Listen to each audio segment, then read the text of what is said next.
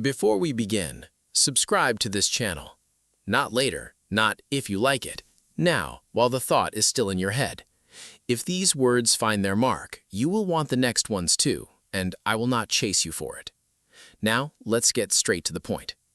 You saw the message. The little check mark turned blue or the word seen appeared beneath it, small and quiet, like a confession. And then, nothing. No reply. Not because you forgot, not because you're cruel. You read it, and something in you decided, not yet, maybe not at all. The other person waits, refreshes, wonders. You already know how this looks from the outside. Cold, rude, distant. But I am not here to judge you. I am here to explain you. Carl Jung spent his life studying what he called the psyche's economy, the idea that mental energy, what he named libido in the broadest sense, is not infinite. It must be spent with intention or it drains you without your consent.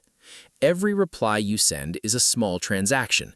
It costs something: attention, emotional labor, the obligation to perform a version of yourself that fits the conversation.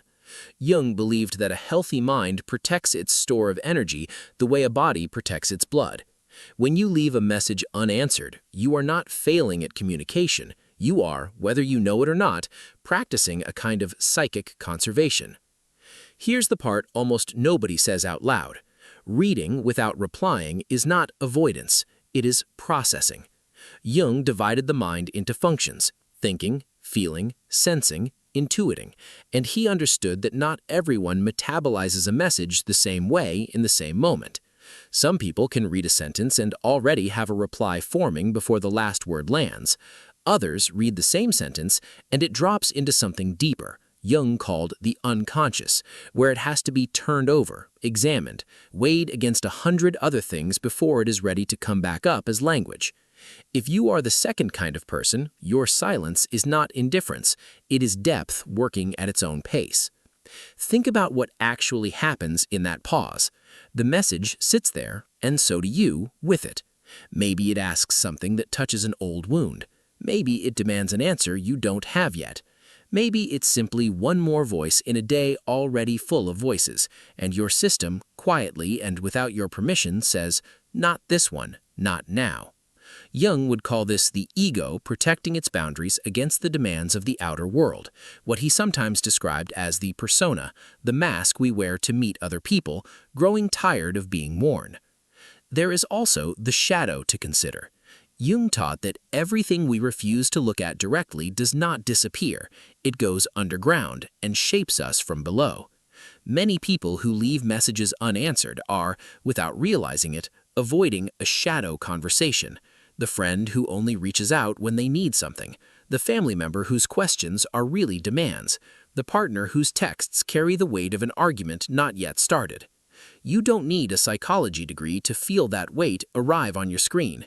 Your thumb hesitates before your mind even finishes the sentence. That hesitation is data.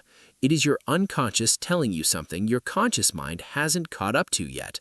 Now consider the introvert, because Jung practically built the concept from scratch. He described introversion not as shyness, but as a natural direction of psychic energy, inward toward reflection, rather than outward toward immediate exchange. For the introvert, a message is not a ball thrown that must be thrown back instantly. It is an object to be held, turned in the light, understood before it is released again. Extroverted culture, the culture of instant replies, read receipts, and typing bubbles, punishes this rhythm as if it were a defect.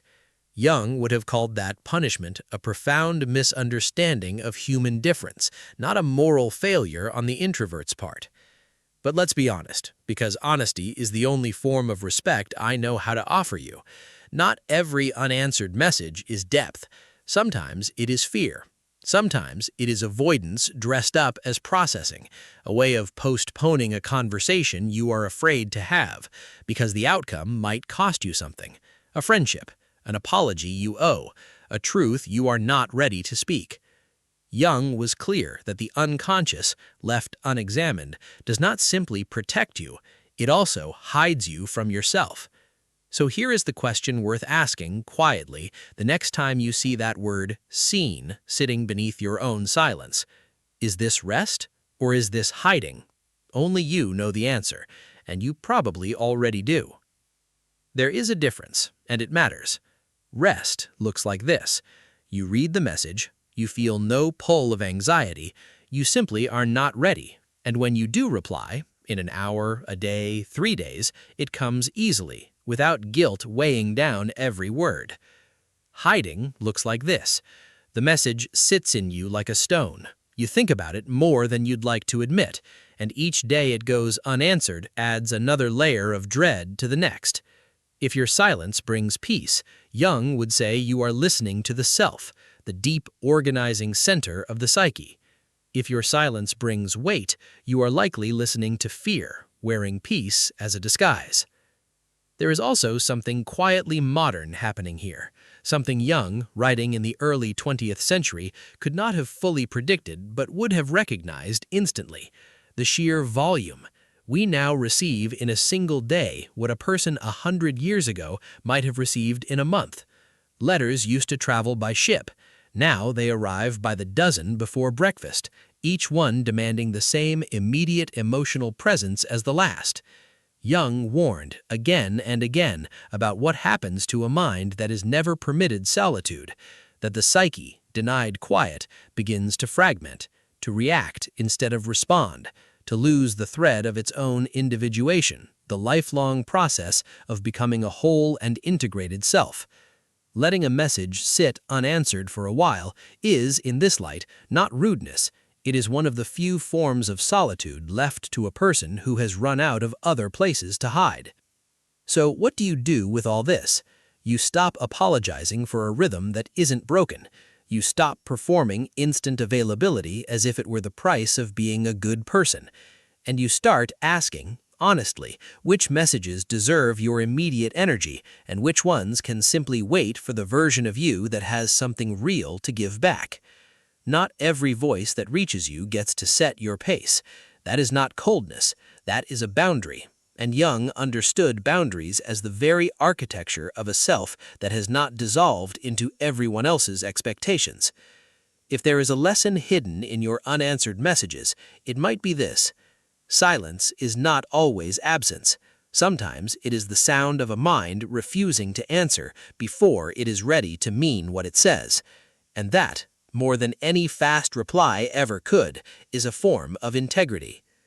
If this reached something in you, you already know what to do. Subscribe, and I'll see you in the next one.